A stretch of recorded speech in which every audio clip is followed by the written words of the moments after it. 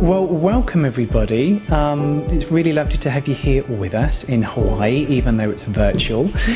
And we're going to be talking about coaching from the silence, and also about our upcoming 2021 Facilitator training program. Now, what tends to happen with us, and me particularly, is when the silence kind of overtakes me, I find it really hard to think logically. I don't know if you guys can relate to that at all. You know, when your mind slows down, you find it very hard to work things out. Is that just me? Hands up who's had that experience before. Yeah? Okay, it's not just me, that's good. So I was going to do coaching from the silence first, then talk about the training, but I realised I need to talk about the training first because you guys may ask questions. I'm going to have to break the training down, and my brain's not going to work to be able to do that. So I want to do talking a bit about the 2021 Facilitator training first, then we're going to go on to coaching from silence. And really, there's a space that if you're working with people as a therapist, as a coach, if you're talking to family members, we call it the silence. There's a space within us, an innate intelligence, an entanglement within the whole that informs us and guides us and can have remarkable results with clients. It's a completely different way of working with people, but we want to talk more about that. We want to kind of do that justice. So this is just like a bit of a highlight of that. So we're going to talk about that after this bit. When I first came across this understanding 2003 with Dr. Roger Mills and Sydney Banks, what I noticed, and I'm sure some of you, some of you may have been around when Sydney Banks was alive or attended one of his trainings. But when Sid spoke, I call it a roaring silence. There was this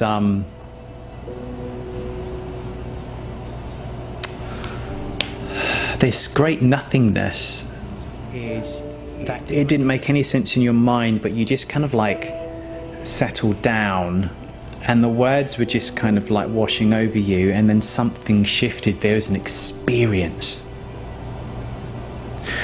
What changes people is an experience. And so when you're facilitating or talking to people, what you're really trying to help them have is an experience. How does that arise? It's a feeling, it's a resonance, it's a space before beliefs. It's a space before what you think. And can arise into what you think, but it's before, it's a beforeness. And often, at least for me, that beforeness as a human emotion can be a feeling of expansion, a feeling of unconditional love, a feeling of gratitude or joy. It can be a space of a silence. But whatever that resonance, however that resonance comes up through our perception in the moment, and whatever we feel, what we feel, it's a reorientation of consciousness. So why am I saying this? Well, the reason we're saying this is actually we've got a few of our 2020 facilitator students on with us, and they didn't know it, but they were scapegoats. They were guinea pigs for us in the 2020 training. We taught what we're defining as wholeality. Wholeality meaning embracing the whole nature, the personal and universal as one. And the logic of how experience worked, the paradigm was interwoven throughout the entire training. But we shared an understanding that has been arising with us over the last 2 years. And to be honest, we've never had such amazing results with a group of 20 people, as far as most of them completely dropping self-judgment. Most of them completely falling into a silence that guides them and supports them and holds them through all the stuff going on in the physical form. And a massive increase in, I'm not saying self-confidence to facilitate or talk, we mean there's more space to facilitate from. Yeah. Because all of the noise, the mind stuff is floating away. There's less to hang on to when you release that self-judgment. Yeah. So don't take our word for it. We actually did a before and an after study, and when I'm not talking, I'll put that in the chat for you to see the results of what happened to these guys, and some of them on, they can kind of talk to you from their own perspective as well. And so before we kind of go deeper into that, what I wanted to do, I'll just do like an overview of the training, what it is and what it isn't, and when it starts and how much it is and why we do what we do. I'll just do more the intellectual description-based stuff. Then we'll love to hear from you guys, and then we'll love to hear maybe from some of our previous students, and then we can go on to coaching from the silence, which is kind of a bit of a practical example of what we're talking about right now. So thumbs up, does that make sense? Is that okay with you guys? Give us a thumbs up.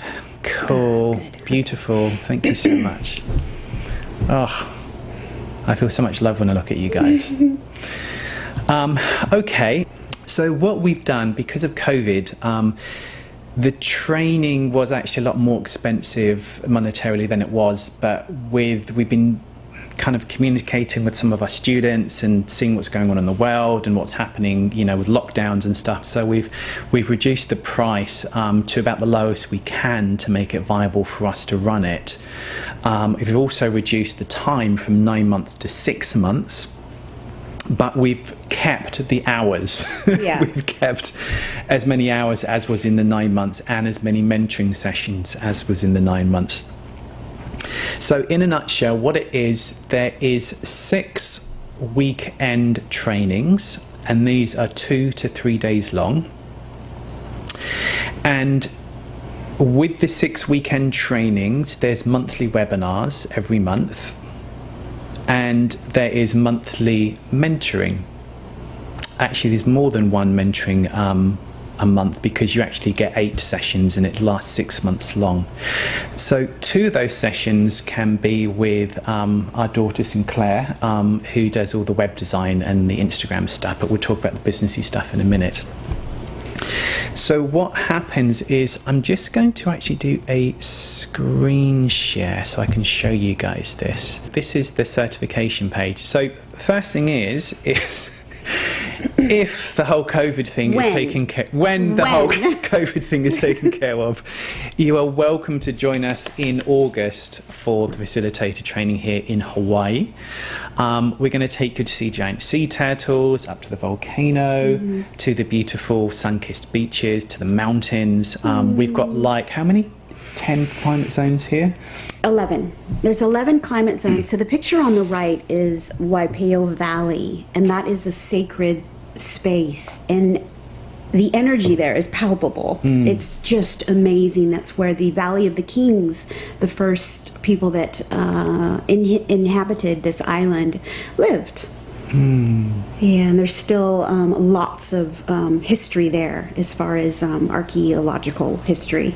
Yeah, there's a big with the Earth, the planet is a biomagnetic electrical field. It's kind of alive. There's an aliveness to the Earth, and different places around the world have different increases or decreases in this ambient energy, and I thought New Zealand was powerful, but coming to Hawaii was this big uptake of feeling the power of the natural world here. So it's really quite something. Right. But anyway, we could talk about Hawaii for ages. And our electrical, and then just we have a bioelectrical field around us. I mean, we walk and talk with it. We cannot not have it. So there's a connection, a feeling, and that's where this beautiful intuitive space, this intuitive wisdom births from.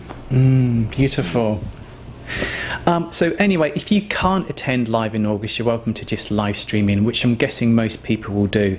So going over the training, it starts at the end of February, but it really starts in earnest in March and goes from March, April, May, June, July, and ends in August next year. The monthly offerings, the nature of consciousness, which is going to be our first module, really helps us feel unbroken, whole, connected, experiencing a bigger perspective of yourself and life. Yeah, there's a reconnection or a recognizing, and I like to say a recognizing, because it's always there. We just uncover it and have that realization that we're whole and we're always whole. And you may think, well, what's this got to do with coaching the principles? Well, it has everything to do with it, because if you are taking people back home to a presence within, to a wholeness, to a health, to a resilience within themselves, it's really helpful if you can embody that and feel that yourself on an embodied level, so you can guide your clients in the same direction.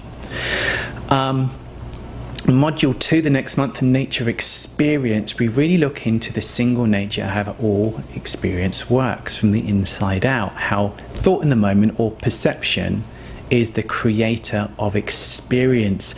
But more than that, as we get quieter, what has happened with so many of our previous students is their perception of reality expands, and they start experiencing things that people could actually call psychic phenomena. But what we're calling is we are renaturalizing back to our default setting, which is a more expanded perspective of reality, to be quite honest. Module 3, the nature of creation. I love Jules's quotation here. What's your quotation? Oh, we are creation with the power to create. We do it whether we know it or not. So we create heaven or hell for us on living in this physical earth with our own minds, but also we're entangled within this this space, this power, this universal mind, consciousness, whatever term you want to put on it, and our emotions, energy in motion interacts with this field. We're not going to go into that right now because this is just a bit of an overview, but it reminds people that they have the power to create and recreate their lives any way they see fit. And sharing this with your clients is helpful because it empowers them, it empowers them to feel that they can change and their life can be different, and they can be different themselves. Then we get on to more the businessy stuff. So the first 3 months are very around you as a practitioner, seeing how the human experience works 100% of the time, feeling whole, well and resilient, and feeling entangled and connected within a larger field. Those are really powerful, and we have to kind of embody those ourselves to share that with our clients. So that's the first 3 months, and then the next 3 months is really helpful. I just want to say this quickly, and then I'll go back to that. I have met the most grounded, beautiful people in the community trying to make a living, and they just can't, and they can take it personally. Why? Because nowadays your ability to earn a living as a coach or therapist or facilitator, if you're working for yourself, that is in almost direct proportion to your ability to know how to do stuff in business, how to get visible, how to attract clients, monetizing your website, increasing your tribe and your subscribers. It's lots of things people don't want to learn about, but are absolutely necessary in this day and age. If you look at the people within the field who are the most visible or seems to be doing the best, in a sense, they've really mastered the engineering. It's like physics and engineering. The understanding, the embodiment of what we're talking about is like the physics, but the engineering is putting that physics and making it as a metaphor into a plane that flies because you understand lift and thrust. Turning that physics into a bridge that stays up because you understand force and load. So many people do trainings and they kind of get the physics, but then they leave with very little understanding of the engineering, and they can't make it into something that they can earn a living from. So this is why half of the training we do on the engineering. And Jules here, talk a bit about your background and your qualifications. Yeah, well, I have a degree in marketing, and I was an executive for about 11 years for a Forbes Fortune 100 company, and it was such an honor to be in that environment. A lot of the things that I was doing, I didn't quite understand why I was doing it, but now in hindsight I look back and I was like, oh, that's why. We had a very amazing CEO and such a beautiful friend and mentor. But moving forward, what I like to do now is I get to help you help others. I get to help you get visible. Not only, you see people out there that are quite visible, there's a big difference between visibility versus returns.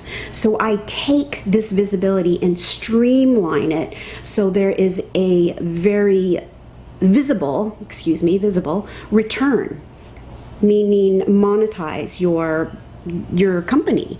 And Rudy helps with the videos and So we help things like we won't go too much into the businessy stuff because you guys can ask questions, but we do things like we show you how to set your webcam and get good audio and get like professional lighting, all very cost effective. I mean, like for instance, you guys are looking at us here.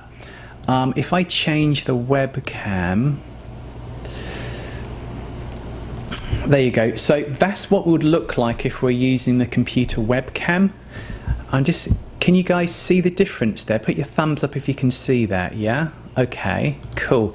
Now if I go back to do the voice the camera, there you go.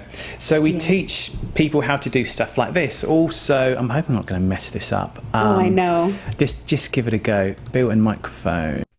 Okay, so hopefully you can hear the difference. Now it's the computer is getting our audio compared to there. And now the mic is getting our audio.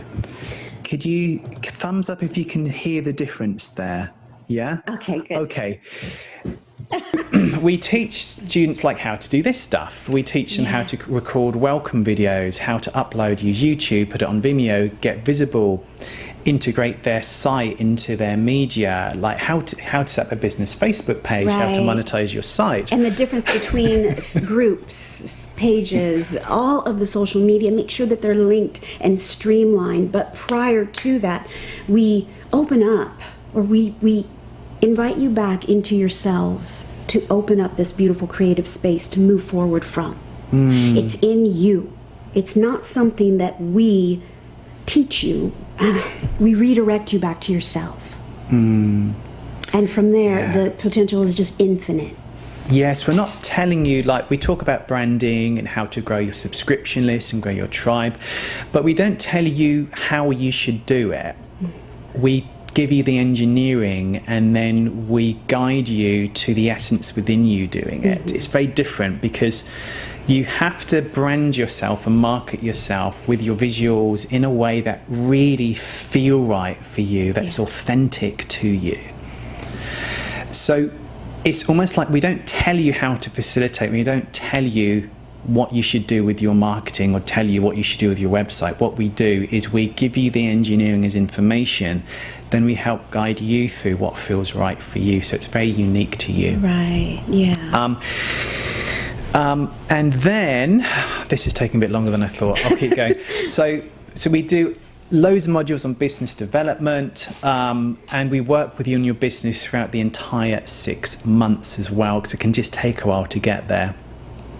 Also, we give you practical help actually working with clients. I've had the honour of working with over 15 different populations, from Nepali earthquake survivors to corporate executives to jail inmates to school children to people recovering from addictions. And so I've got a lot of experience talking to different populations. And so we've got a whole 3-day module where we talk about talking to different groups, and you guys, you know, the people who join us, practically get to facilitate to the group and practice co-facilitating with the group. Because the biggest thing is I don't feel comfortable talking to groups about this. Why? Because people have never done it. You're going to feel uncomfortable with something you haven't done before. So this gives you the practical experience of doing it, which massively increases your confidence to do it. In fact, I can actually put the research up. I generally don't, because people find research a bit boring, or some people do. But on average, the last 2 years of our facilitator training, people have gone from an average of 1 being the lowest, 10 being the highest, feeling 2 out of 10 confident to facilitate, and going to an 8 to a 9 out of 10 after the training. And the last one is the practicum. So the practicum is between these two, working with clients and practicum. You guys get to practice facilitating and co-facilitating, and practice actually giving one-to-one coaching with other people. Again, people don't feel comfortable doing it, but when they do it, they get more confident. And there's live coaching demonstrations, live facilitated demonstrations as feedback as we go through in a positive way. And so not only do you get the physics here, the embodiment, the grounding, if you will, an expanded grounding, you get the engineering to turn that grounding, to monetize it in a way that allows you to do it. There's nothing wrong with business. If your heart is to help alleviate human suffering, but you're stuck in a job that you don't really like doing, it would make sense for you to earn a living, and you have to charge money. If you want to help people, you have to charge money, because otherwise you're going to be spending your time doing something you probably don't want to do. Yeah. So that's a bit of an overview of the training. 6 months long, monthly webinars, monthly mentoring, monthly facilitating webinars as well. Practical experience doing all this stuff. So I hope all of that makes sense so far. Anything we've missed at all? No, I guess I just want to reiterate that 90% of businesses that begin fail, not because the product is not worthy, not because it's what you have to offer isn't wanted or needed. It's the marketing behind it. Yeah. So that's just all I wanted to add. And you guys, well, most of you aren't trained. I was never trained in running a business. I was never trained in marketing. I was never trained how to get clients or monetize my website. It's something I've just had to learn by trial and error. And so we kind of help you guys with all of that stuff. And some of you may want to come on the training and not do the whole business stuff. Then you don't have to do that either. It's really up to you guys. And so,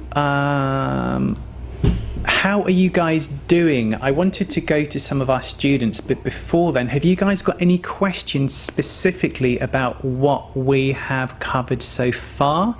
If so... We should go to the students first. Students first? Well, just because they could potentially answer. Oh, okay. Okay, let's go to the students first. And then if you've got any questions after the students has spoken, then, yeah, we're here. So who have we got? Oh, we've got Dawn here. We're on 2 screens, so we're missing some people. So, Dawn. Hello, my lovely. Speaker view. Dawn. Hi, Dawn. So, Dawn was one of our lovely previous students. And, Dawn, could you talk a little bit about maybe your change, what's happened? I know it's hard. I spoke about this to Dawn, and Dawn finds it hard to articulate because there's been such a removal of stuff. It's hard to kind of talk about something that's gone. But Dawn, can you say a little bit about how your life or your mind has changed in some way? Yeah, certainly. I'm fairly articulate this evening. So, yeah, if I think back to this time last year, I know that there was a lot more going on in my mind. I mean, I was on the slightly neurotic scale, I think, to be honest. And so I would often get myself into sort of complete mind whirls of worrying about things and trying to get my business going and getting into a tiz because I just had so much going on in my mind. And now I just feel that there's a stillness, like Rudy talked about, that just comes so much more often. You know, I still have my off moments and my off days, but there are very, very few compared to how I used to be. And there's this stillness that just sort of guides me and in my life and in my business. So I sort of wake up each morning and think, what's sort of calling to me? And there's enough space in my mind for me to be able to just think, right, well, I'm going to do this. And I work on one or two things. And because my mind's quieter and I don't have the sort of thinking going on about who am I to do this and who am I to create a business, I just get on and do whatever pops into my mind. Whether that's sort of getting in touch with people or doing a Facebook Live, things that, you know, used to sort of worry the heck out of me, I just get on and do them. And it's just such a lovely, calm, in the moment way to be, I've noticed. So yeah, that's what's happened to me. And also, as Rudy said, the self-judgment, I used to be quite self-critical, and now I just see that, you know, if I make mistakes, if things go wrong, it's just part of the whole beauty of life and part of us as human beings, and I just don't agonize over that like I used to. So it's been an incredible experience, and it's only now when I look back I can see how much I've changed. I wouldn't have been aware, I wasn't aware of that happening during the months, even during the one-to-ones. I wasn't really aware of how those insights were coming and how I was changing. It's just now that I can see that. Beautiful, Dawn. Beautiful. Thank you, Dawn. Yeah. You also wrote and now authored a book during the training. So you Yes. Yeah, so I'd already started that this time last year, but so I sort of finished writing this book. I got it self-published, and again I would have had an awful lot of thinking about who am I to put out a book, you know, who's going to read it. But I've just gone on and done it, and you know, I know that writing a book isn't enough, you've got to promote it, so I'm getting out there promoting it. And again, that's not a concern to me anymore. I just get on and do it. And so yeah, you just sort of take one step after the next, and you just live in this lovely feeling of loveliness, as Rudy said, and it's just incredible. I don't know if there's anything else you'd like me to mention, anything else that you'd like me to talk about, Rudy or Jules? Well, I like that with the creativity, what we have a creative idea, and we put ourselves off with our own thinking. I can't do it, who am I to, that would never work. And you just like thoughts popping up and you just kind of like acting on it, and there's like really, you don't really have yourself on your mind so much. Yeah. Does that make sense? Yeah, absolutely. You just have a thought. You don't spend 3 weeks analysing whether it's a good thing and what people think about you and should you do it. You just sort of do it. And things have gone well and things haven't gone so well. I haven't got the response I wanted, but I don't dwell on that anymore. I just think, right, well, what's the next thing coming through that I need to do? And so you just take the steps forward without criticising yourself, judging yourself and analysing it all too much. Beautiful. Thank you, Dawn. And oh yeah, I guess. And how was the business help any good, or what? Because I know we received a few questions prior to this webinar, and they wanted to know if the course will be able to help them in their business, and maybe you could answer that.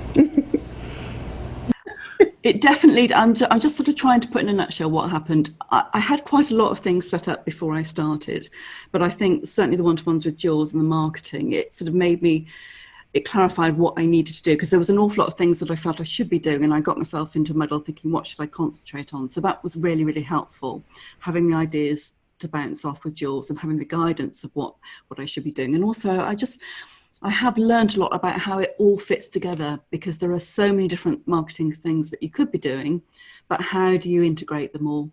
And I think that was really, really important for me, which Jules helped me with. So yeah, the business side has definitely been really, really important.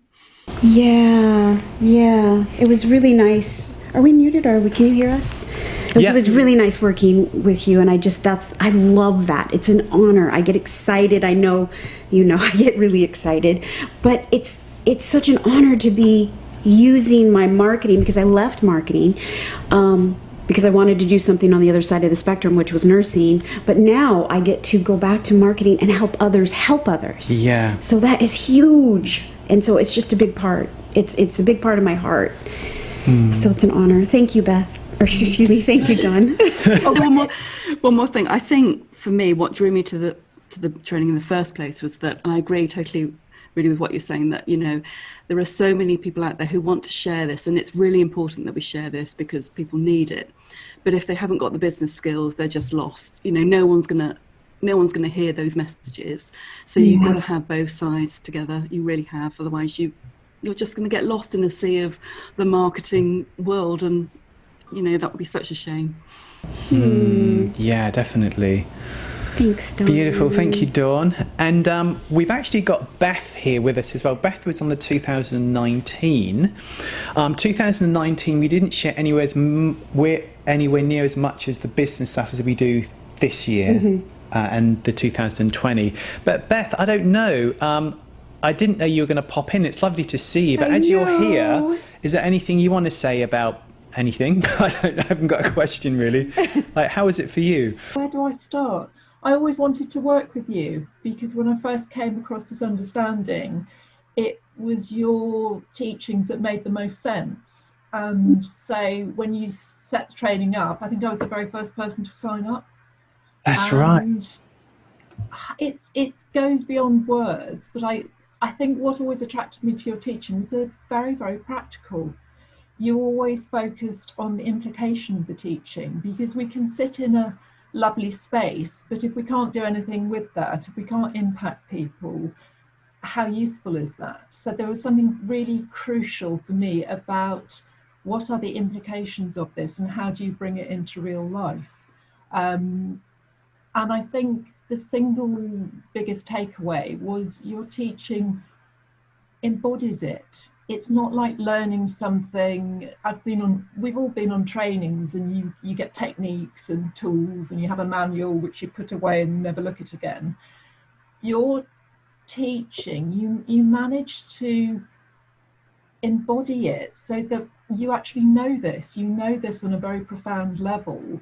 And once you know it, you can't unknow it. It is with you.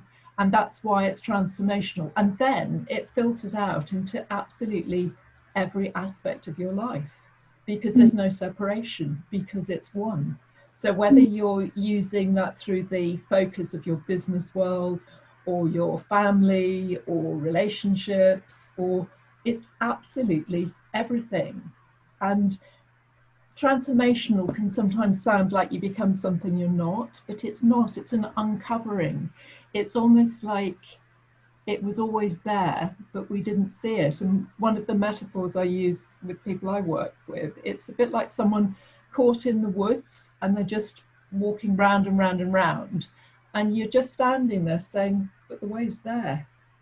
You're guiding so that somebody can see it for themselves. And then once you've seen it for yourself, everything changes. So it's truly, I almost can't find the words for it. It's like you're talking about something that's ethereal, that's metaphysical, but it's very, very real at the same time. And your real skill set, and also with Jules bringing in the marketing, is you're taking something that is ethereal and metaphysical, and it is very, very real, and it has a practical implication. And you give people the skill set to mold that in a way that is appropriate for them. So it's not like an identikit training and everybody learns a certain way. And you can see that in other trainings. You can tell when people have trained with a certain teacher, because they just use their words. And you can spot, I'm not going to name names, but I think you know what I mean. You can tell when someone's trained with someone, because it's the same language. And you think, well, where are you in that? Whereas we were a very diverse group, and we were all impacted by the training. but in a way it just allowed us to be who we really were with your guidance. And it's almost like you sort of midwife us to be birthed into our fullest potential, but not in a way that isn't accessible to other people. So when I work with this, I never use the metaphysical language, because it doesn't suit the client group I'm working with. They wouldn't know what I was talking about. But because it's a presence, because it's a felt, a knowing, an embodiment, it almost is reflected, and it allows me to be present with whatever is, in the knowing that when I can guide people to see this for themselves, their life and their work will be transformed. So it's the gift that keeps on giving. It only gets better, it only deepens, it only expands. But it is very, very practical as well. And I do think that is what is unique about your training. There's some very flashy programs out there that promise the world, and it has a certain flavor to it, whereas you two are the most humble and generous teachers I have ever come across, because it's never about you. It's always about your students and sharing this in a way that works for them. And we are a very diverse population. Everyone in our group were very different individuals, and they've all flourished in different ways. I don't know if that answers your question. That is beautiful. Oh, bless you, Really Beth. teary-eyed. I feel tearful.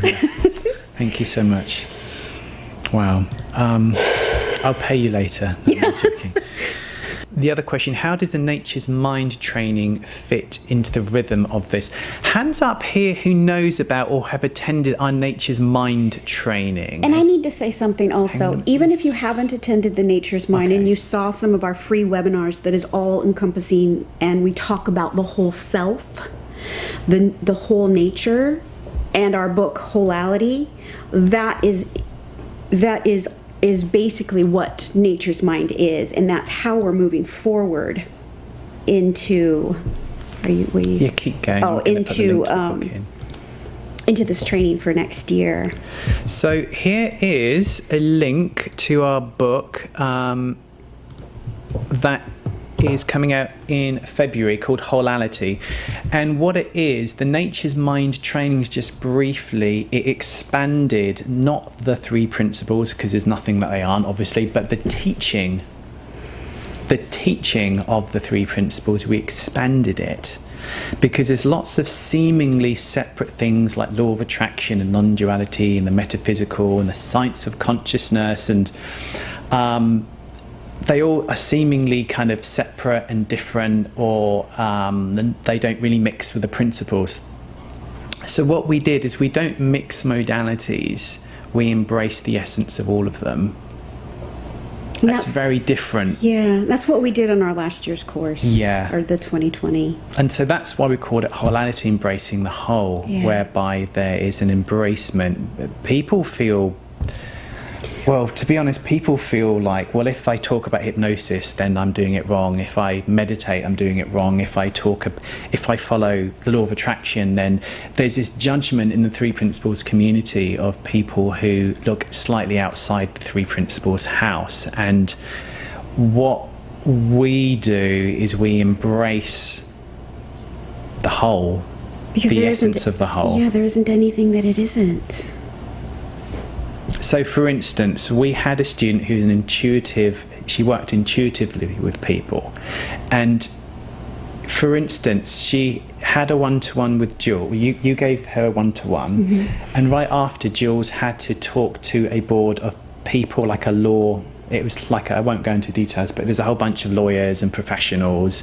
And Jules had to, put across a case. And so she said to Jules, I get a feeling that after this call you're going to be talking to these kind of people like this. And obviously she was right, so she's intuitive. Now she's been told that it isn't the principles, that you shouldn't work psychically and all this stuff, that you're mixing the principles, and she's collapsed inside, like her intuitive essence has collapsed. The principles can free you, but it can also put a straitjacket on you. So when you get rid of the teaching of the principles and go back to the essence of it, actually it's unconditionally embracing. Right. So And yes, life does work via thought in the moment. Absolutely. We're not saying it doesn't. Absolutely, perception creates experience, and we are absolutely connected to a greater source. But there's so many other truths. In fact, Sid said truth is within every religion and every philosophy and every psychology. So we embrace the truth within rather than the concepts created from the modalities, if that makes sense. Beautiful. Go ahead, honey. Oh no, that's good. You captured it. I think we should go right into the... Okay. Because that's a perfect segue to go into the... So we hope that makes sense. The early bird for the training is £3,500. It was actually 5,000, so we've taken it down to 3,500 for the early bird, and that is finishing at the end of this month and going up to £4,500, and that is for the 6 months and everything else. So if you'd like to join us, we'll highly suggest that you join us pretty quickly, because it'll be more cost effective of you to do that. Anything else? That was spectacular, Ruby. And what I'll do is I'll just put a link. Okay, so you've got a link to the book Holality, and you've got a link to the certification training. On there, to be honest, we've actually got about 40 people giving, a bit like Dawn and Beth did, we've got about 40 people giving their experience. So don't take our word for it. Listen to those guys. And I have to answer one question. So, but timing-wise, how will nature's mind overlap? Will it overlap? No, because it's all it's within it. We just took it and incorporated it into it, because we found that there was so much more of a dropping of self-judgment into the space of silence, and from there you've got that blank canvas of infinite potential with your relationships, with life, with your business, and it just births compassion, and you can't go wrong moving forward from that space. yeah. So this training embraces the truths within all things. It also shares the nature of experience, the 3 principles, but it's very whole, very encompassing, very unconditional, and you're not doing anything wrong if you want to follow other teachers. You're not doing anything wrong if you want to meditate, or if you want to work as an intuitive, if you want to do healing. You're not doing anything wrong. We want to nurture you and embrace you, and we want you to be fully expanded and authentic to you, however that looks for you. We're not going to tell you can't do things or not to do things. We're not going to be judgmental. We're going to help point you back to a space you've never left. And we don't want to tell you not to do things. We want you to do what you enjoy doing. We sit and we meditate. Why? Because we really freaking enjoy it. It's helpful, so we do it. Do we need to do it? I don't know. We enjoy doing it, so why not? So, starting off with what I said originally about attending a Sydney Banks talk.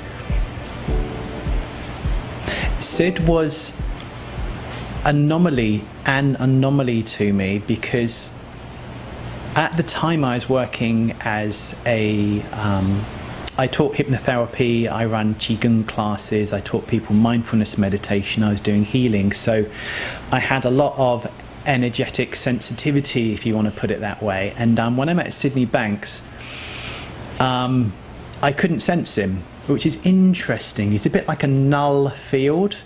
Like, there was kind of like I couldn't get a feel for him. He went beyond my bandwidth to measure, which was a very interesting experience for me. But what I found from him was this roaring silence. Is the only way I can explain it, a roaring silence. And when I'd come across it, it was kind of before beautiful people like Jamie Smart and Michael Neal that really publicised it within like the coaching industry, and have done real wonders getting out to hundreds of thousands of people. It was kind of mostly in the field of psychology, and I interned at the Department of Alcohol and Drug Services, so it was going out to prison inmates and homeless shelters and different things, but it wasn't within coaching. What's happening now, I think because of the success of this becoming like a coaching thing, is I want to de-thing it and go back before, that the 3 principles isn't a thing, it's a space, it's a resonance before what you do with it. But what you do with it can come from that space, and then what you do from that space is the thing that transforms. Beautiful. That can sound, okay, example. I don't see 3 principles, I see one power arising in 3 different, apparently separate ways, but to me it's one power. This one power is inherent within everything. It's the force of creation giving birth to things like Jules's and Rudy's and Sarah Swanson's and Peter Hurst's and Mary's and Beth's. It's this entangled field giving a rise, and within the arising of this entangled field you've got people and places and things. Because of that, all the information of the whole is contained within the parts, because we're entangled within it.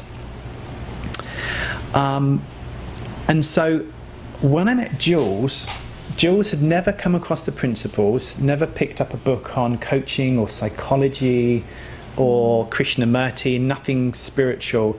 You were working in the local store on the till, and tell these guys what happened, how you started coaching. And well, I wouldn't even say I was coaching. I had an experience in 2014 after losing my son to a custody battle, and I just fell into this space of silence, and that's all I can describe it as. It's this space that's deep down inside your heart, untouched by human thought. And I heard it described now as consciousness, is the divine matrix. But from that space, you, like knowledge, everything I thought I knew, that's the structure. There's a top, bottom, end, and beginning. Prior to that, there's this beautiful, malleable space. And it's love, but dropping into it, I rebirth with nothing but compassion, because I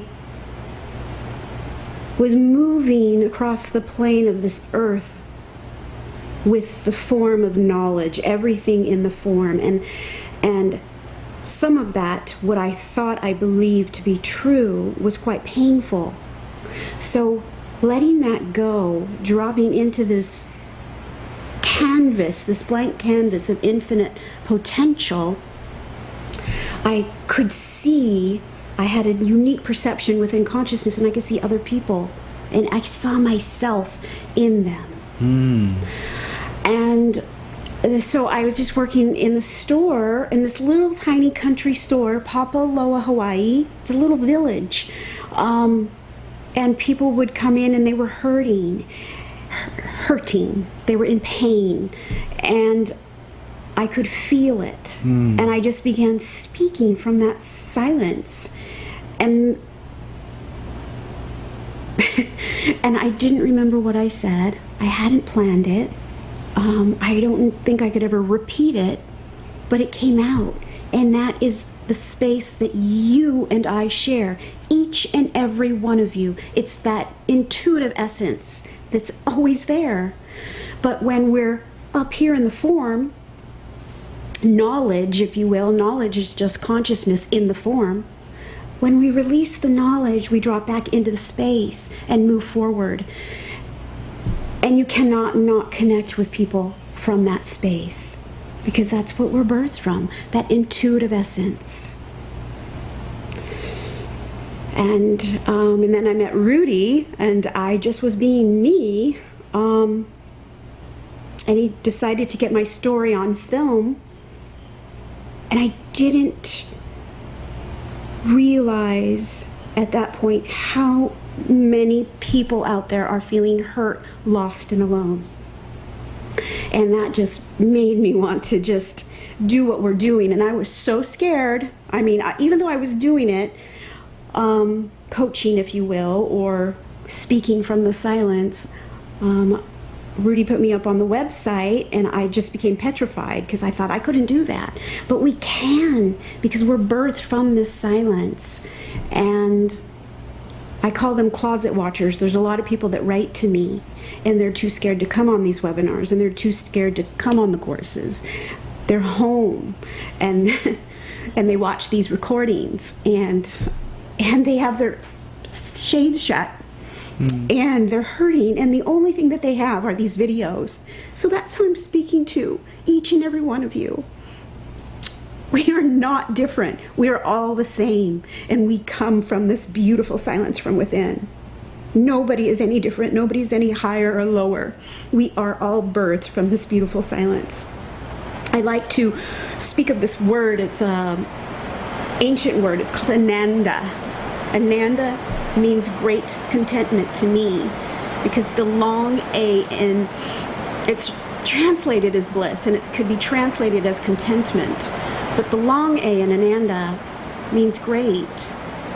And I see that in the expansion and contraction of life, in the cycles of the seasons of the year. There's an expansion and a contraction.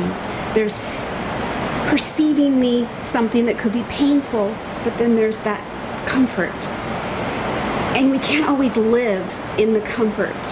We have to have a little bit of grittiness, like the grittiness that the rocks on the beach when the water throws them around and they bird these glass-like pebbles. That to me is great contentment. When the little inchworm goes into a cocoon and then a butterfly bursts, that to me is great contentment. There's expansion and contraction, and it's necessary for all life, all nature. And Rudy's quote, we aren't part of nature, we are nature in human form. We're consciousness humaning, and we're all beautiful, each and every one of you. Oh, thank you, honey. It's really raining now. Put your thumbs up if you can still hear us okay. Can you still hear us? Oh, good. Great. Thank you. So, Jules is quite humble, but sometimes when she was stacking the shelves, she would have a line of people wanting to talk to her, hanging around, waiting for her to finish, and then as you're putting stuff on the shelf, another person will come and talk to Jules. Now, you could say that Jules is coaching people, but when you get rid of what we take to be coaching, go before, there's a space. And the space, that the whole song going to be big hippie now, but I spent like a year in India and Nepal, and they always go namaste. And what does it mean? It means the God within me greets the God within you. And I remember I got called over 6 years ago to work with the earthquake survivors after this horrific earthquake in Kathmandu, around Kathmandu. And there was this little Nepali guy, and he was covered in concrete dust, and his kind of teeth were all over the place, and his face looked like a wind-blown oak tree. And he was freaking beautiful. Like, he was just so beautiful. He's all kind of gnarled and everything. And he looked kind of fierce. And I was walking along the street amongst the rubble, and I just kind of said, oh, namaste to him. It's a bit like saying hi, you know, if you're in America or England. And he looked at me, and his presence, he looked at me, and he went, oh, namaste. And he meant it. Oh my God, and I can't tell you what happened. That presence of him blew my heart open, and I was actually tearful for 3 days. Now, he didn't talk about thought-created experience. He didn't give me a lecture on the oneness of life. It was his freaking presence that reminded me of the presence within myself. One other story, I was walking through the streets of Delhi about 15 years ago, and don't go to India if you want peace. It is the noisiest, most chaotic country in the entire universe. But there was going over the airways and rickshaws beeping and people shouting, and there was cows walking around upsetting the flow of traffic, and there was monkeys stealing bananas from the shopkeepers. It was just really incredible India. But out of this complete and utter chaos, kind of like an orderly chaos in a way of India, I could see this light coming, like there was this light. And then out of the mist and noise of all the people and all these bright saris reflecting in the sunshine, this guy is a sadhu in a loincloth with a little begging bowl and a staff. He just walked through the crowd, walked past me, and I looked at him and he looked at me. And we recognized one another in the presence, and my heart blew open. And again, I was a dribbling mess for about a week after that. My heart just started opening with no words. Yeah.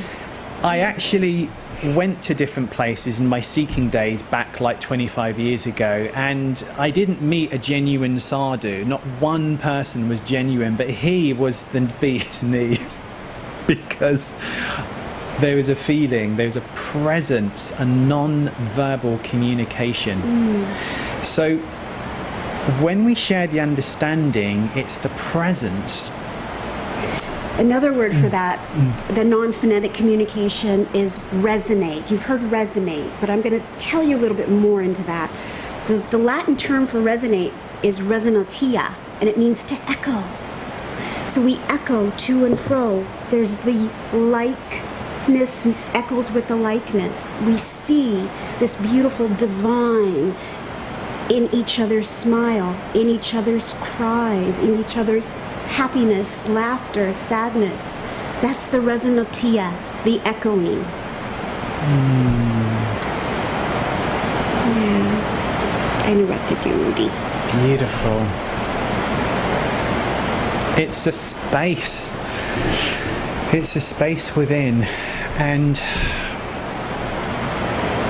your echo of presence echoes off other people, and it reminds them of themselves, their whole self.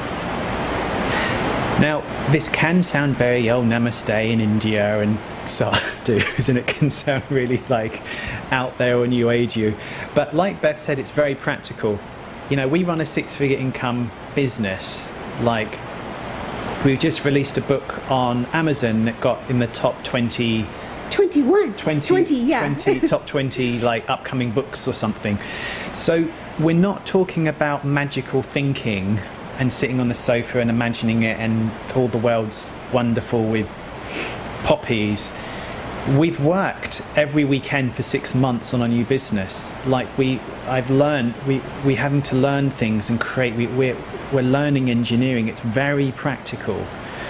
A tree can only grow as high as its roots are deep. If you spend all your money on marketing and websites and getting out there and promoting yourself, but you haven't got that deep rootedness within this universal presence, the tree's going to fall over because it hasn't got anything stabilizing it. If you put all the roots all the way down deep into the bowels of the universal consciousness, but you've got no crown, then you're not going to do very well either. There's a middle way. The middle way is stretching. You're having an embodied experience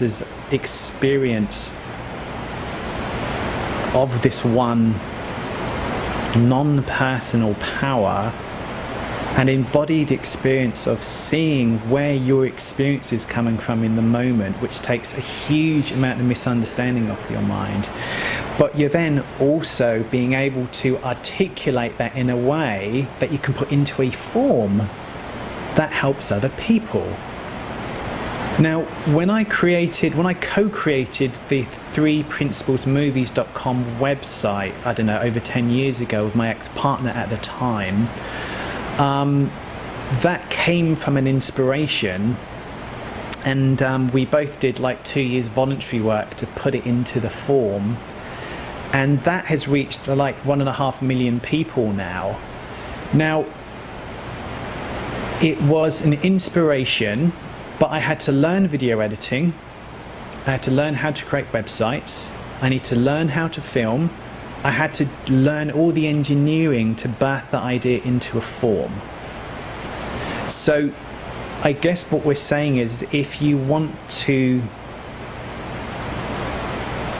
birth your unique essence into a form, it's going to look like a website, it's going to look like a Facebook ad, it's going to look like an image. Yeah, coming from that space of silence, the doing took care of itself. You just knew intuitively which direction to go, how to.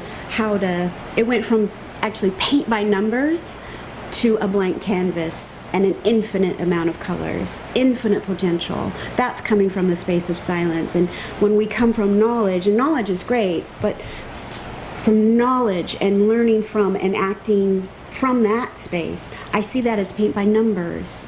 And it's helpful. It can be very helpful. There's so many beautiful paintings. My daughter won an award for a paint by number. But we want to take you deeper. There's something before that. And it's something we all have within us. One more thing before you go to you guys. I want to use a diagram for the visual people good. here.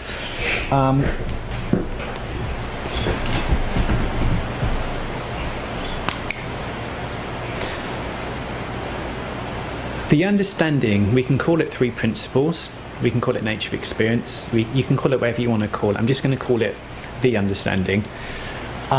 It's a different paradigm, meaning it works differently. When I was trained as a coach in NLP, hypnotherapy, and a whole bunch of other stuff, I was trained in the known.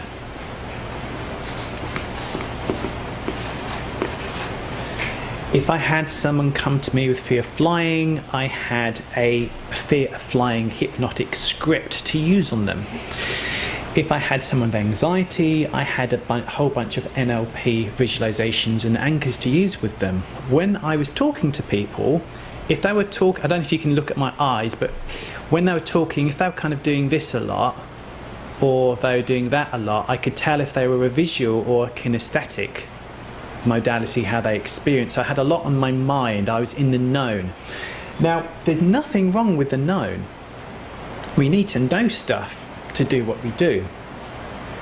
What we want to share is a different region, the unknown.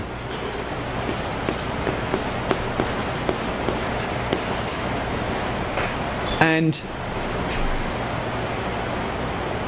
known is a bit like ice cubes, and the unknown is a bit like water. Now, when you're working with people, whether you're a coach or facilitator or family members, with family members, often you know what they need to do to resolve their problem. If I'd only do this or that, okay? Let's take a slightly easier person. Just say a completely new person comes to you. When you listen to them, you can get an idea of what they need to do, or you can give them advice. It's all in the known. Now, what we're suggesting, this different paradigm, is the unknown is a space, because you don't know, it's a space for something to arise into the known. Example, if you know your insights as to what could help that person arise and bounce off the ice cubes of the known, because you're sticking to your script here. I mean, this is a metaphor. Obviously, take it with a pinch of salt. With the unknown, there's a space here that births in the moment something creative that's going to be specifically relevant for that person in that situation in this moment. It's very in the moment. The known is the past. It's the past moment. The known is this moment. How would you be more insightful as a coach? Simple. This moment. How does that arise? By knowing that you don't know. Seriously, guys, I've given one-to-ones with thousands of people over the 18 years, or even more before then when I was a coach and a therapist. Thousands and thousands of people over the years. And when I came across this understanding, every single one-to-one I have with people, I have no freaking idea where I am going with them at all. Sometimes they talk, they finish talking, they look at me, and I still have no idea where I'm going or what to say. So I'll say something like, can you tell me more about what you said there? Or maybe I don't say anything and there's a silence. Then something arises in the moment. As a metaphor, so if you've heard this before, so am I talking too much? No, go ahead. Are you sure? Yeah. I just realised you haven't said anything. Are you okay? You know, that's okay. Go ahead. So as a metaphor. You're so polite. So a guy pays for a plumber. He's turned on his kitchen tap and the water's not flowing. He pays a plumber to come and sort his tap out. So the plumber comes and all he does, he gets his wrench and he keeps banging the pipes. He's doing this for like 3 hours. And eventually he bangs it and he sees where the issue is. And so he bangs it really hard and the whole water starts moving. And then he puts his bill in of $600 for the plumbing. And the guy goes, I paid you $600 to bang some pipes. And he said, no, you paid me $600 to know where to bang the pipe. The unknown births the known. Do your quote. Well, the way I see it, in that intuitive essence that's resting here in the space of silent, where your wisdom is birthed. Actually, the wisdom is there, and it speaks to us before thought via a feeling. I call that the always known. So we're going from the always known into the unknown. So we step into the unknown, hand in hand with the always known. Trust that this moment, this present moment, this space of silence, the here and now, is the most beautiful thing that you can give your clients. Creating a space, connecting with them at a heart level. That's before thought. There's a non-phonetic communication, and that's the always known. So if we know we're stepping into the unknown, hand in hand with the always known, the unknown isn't so scary. Because we're never alone. We're always connected. And because of that, we get rid of these false dualities like I'm the professional, you're not. I know more than you.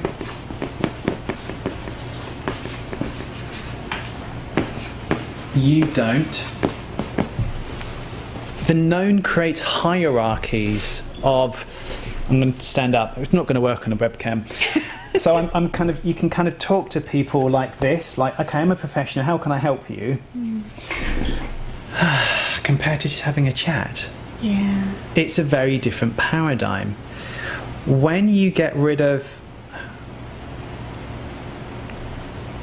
the idea that you're more spiritual, you know more than somebody else, and this is enormously important if you're a client, if you're a coach rather, when you're working with clients and it is a conversation between two human beings,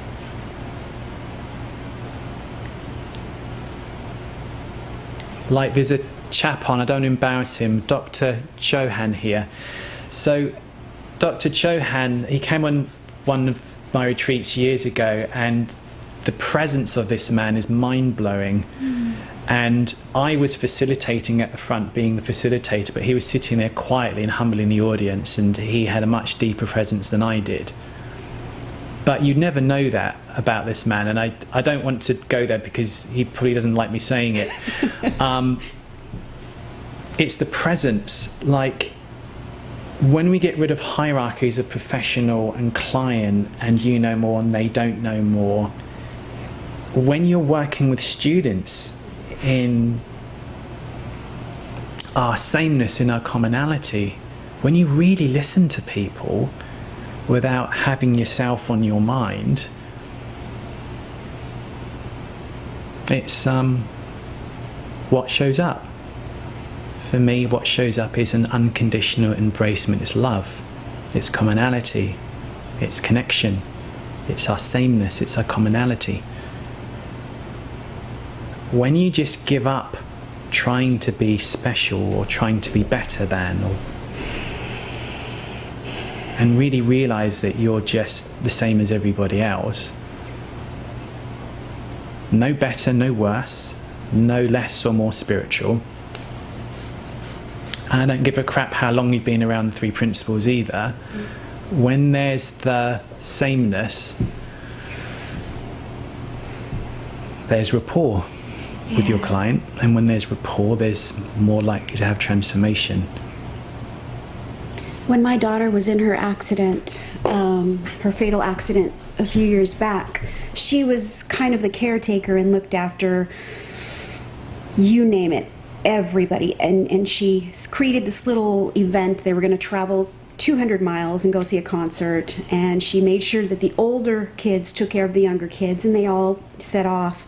There was she was driving the lead car, and then there was an accident, a single car accident, and she hit her head and instantly transitioned from physical to non-physical. And the myriad of cars behind her, they had no formal training, they were not, counselors with degrees and PhDs. They were just kids that loved one another. But the cars backed up, hundreds of cars backed up, and they knew exactly what to do. They communed via this non-phonetic communication, this intuitive essence that's always there. They took care of each other. They knew who to call. They called me. They were brave, and they called Sophia's mom to let me know. But they took care of one another, and that is that space of silence that we all share. That is that is what we're birthed from. We're consciousness humaning, and we have our ebbs and flows and happies and sads. We have the cycles just as nature does, but we're birthed from that silence. And you've written about that in the book. I wrote about it in the book. And in the other book that's published. Yeah, but it's in our book. Okay. I go deeper in our book. Cool. So, you lovely people, it's we've been going about an hour and a half, and we could talk more about the silence, but we wanted to respect the time. It's getting late for you guys in Europe. So I would love you to just write in the chat maybe one or two words about your feeling or what you've got or the space you're in or anything about your experience over the last, probably more the last half an hour with us. before we started, when we were talking about the silence within. Has it been helpful? If so, how do you feel? Just give us a bit of feedback would be really helpful. So go ahead and do that now.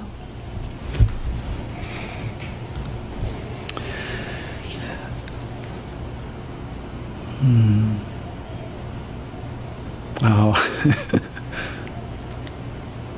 it's been beautiful. I'm touched. Calm, quiet, at peace, deeply connected and plugged in. Grand job, serene.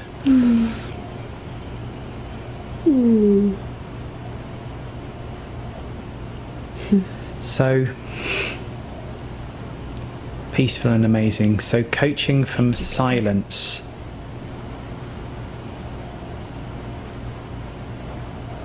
Is you reminding people of their wholeness, their connectedness, their divinity, the love within themselves. And that is the most practical place you can be to cope with life's challenges. It's the most proactive space to be in to deal with what's going on in the world. It's the most helpful state of being to be in life. It's not, it is metaphysical, but like Beth beautifully said, it is metaphysical, but the implication of the physics is creating the engineering that really works for you in life.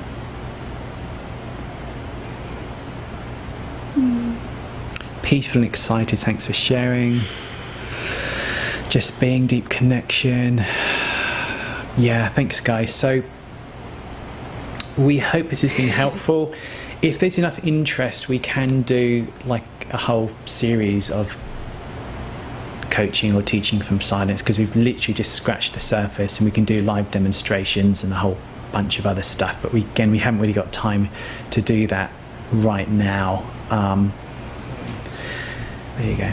I loved it. Sameness, transformation, listening to people without having yourself on your mind equals love. Brilliant. Yes. And the love with the understanding, birds' compassion, and coming from that space, it's less scary. It's less scary because you see yourself. Oh, I know what's going on here. Because I remember I've been there. I've been there with blankets over my windows, and I was a closet watcher for about 10 years, just doing the minimal, and then that experience, and it was such an honor, such a gift, and I see all of you beautiful people, and I want to help you help others. Yes. Yeah. Okay guys, well I will send you a link if you'd like to talk to us on a one-to-one about the training. I was trying to find the link, but I can't find it, so I will send that in the email with this recording. And thank you for being with us, and we'll hopefully see some of you on our program or our other programs. Yeah. Okay, so unmute yourself. Okay guys, lots of love to you. Take care. Mwah. Bye for now. Bye. Unmute yourself so we can see you. Bye. Bye bye. Oh, hi, Caroline. Bye.